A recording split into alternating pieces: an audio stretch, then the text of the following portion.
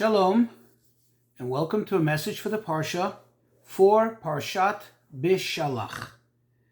This week, this Shabbat is also known as Shabbat Shira, literally translated the Shabbat of the song. Why is that? Because the highlight of this week's Parsha is the story of the splitting of the sea and what ensued right after it, which is that it says, Az Yashir Moshe Uvnei Yisrael. The people, the children of Israel and Moshe broke into song, and they sang this very, very prophetic song, which has a tremendous amount of meaning and depth in it. So because of this song, because of this tremendous outpouring of praise and jubilation, that's why this Shabbat is known as Shabbat Shira. The question is, if we take a moment to think about it, true, they experienced an exceptional miracle, a tremendous, once in history, once in the entire world history experience. But still, what is the connection between the splitting of the sea and a song specifically? Why didn't they pray? Maybe they should have studied Torah. Maybe meditated, said some psalms.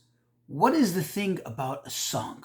Why is it that the song really captures and it truly and ultimately expresses the idea of the splitting of the sea? The answer is as follows. And let's take a moment to analyze this tremendous miracle, the splitting of the sea. And let's take another moment to analyze what the concept, the idea of song is all about. Let's start with the splitting of the sea. You see, if one actually studies the geography of where the Jewish people entered the sea and where they exited, one will find actually that indeed that wasn't an imperative in order to get closer to Israel. In other words, it's almost in the same spot where they came in, they came out. It's almost like they went into the sea, they made a U-turn and came back out and continued wandering, continued traveling in the desert around the sea. Or to put it maybe perhaps in other words, think about it. If the entire objective was to get the Jewish people into Israel, God could have just flown them over the sea, correct? Why did he have to make this whole spectacular miracle about splitting the sea? The answer is expressed in the prophet's words, which describe how he describes the splitting of the sea, and he terms it Hafach Yam Liyabasha. God converted, God switched over the Yam, the ocean, the waters, to Yabasha, to dry land. In other words, the idea of the splitting of the sea was the fact that Hashem took the waters and turned it into dry land. What is the purpose of that? What is the idea of that? So I want you to take a moment to think. The Talmud tells us that everything that there is on the dry land, everything that there is in our universe, there is a parallel world in the sea. Today, thousands of years after it was written already in the Talmud, today we have the advantage of modern technology, which actually enables us, allows us to go down to the depth of the sea and to see that this is indeed true. In other words, true not because we have any doubt, but we can see it with our own eyes. We have pictures of it, we have films of it. Namely, the fact that everything that exists in this world, from the animals, from plants, and so on, the whole system and the ecosystem, everything, there's a parallel world in the ocean. So what then is the difference between the waters and the dry land?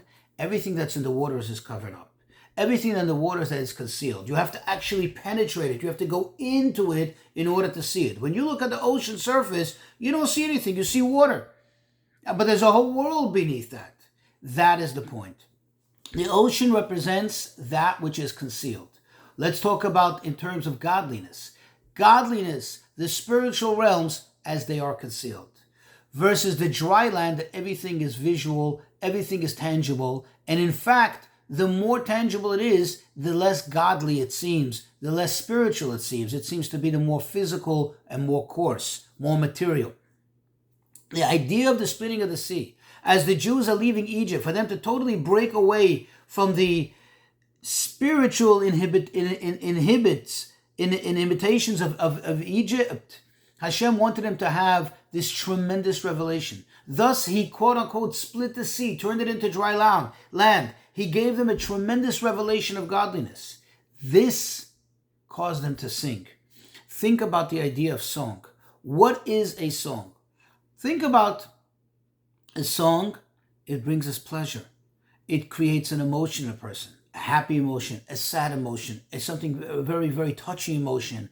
A song really, it triggers the heart, it triggers the soul, it triggers everything in the person. People even can hear a song and remember an episode that happened to them the first time they heard the song, or so special that they wore, or a traumatic incident, or whatever it may be. A song can bring you to tears. It can bring you to dance. Think about it. A song versus, let's say, an intellectual idea. An intellectual idea, a fantastic idea, a statement, a thought. The first time you hear it, it can be very exciting. The second time you hear it, it's already not new. The 10th time you hear it, it doesn't generate any excitement whatsoever. It's already something you know. Sadly, this is the case perhaps in our lives when it comes to the daily prayers. We've said it so many times that unless we actually make a concentrated effort, it doesn't really generate any emotions, because we've said it, we've been there. But a song, no matter how many times you hear it, it actually can evoke in you a happiness, a calmness, an excitement, emotions, whatever it may be. Why? Because the song is the language of the soul. And since it's the language of the soul, it's more spiritual. Therefore, it has an infinite aspect to it. It has something which is more infinite. It doesn't have that limit. And therefore, you can hear the song for the 100th time, the 1000th time, and it still can evoke an emotion in you. It still can get you excited. You can hear the same song every wedding you go to, every bar mitzvah you go to, and it gets you dancing. It gets you exciting. That beat, the music, the tune, the melody, it gets you going. And that's why when the Jews experienced a glimpse into the infinite, it brought out in them in song, because song is the only way to continue that infinite feeling. There was nothing else that they can use in order to capture that and be able to carry it on to future generations.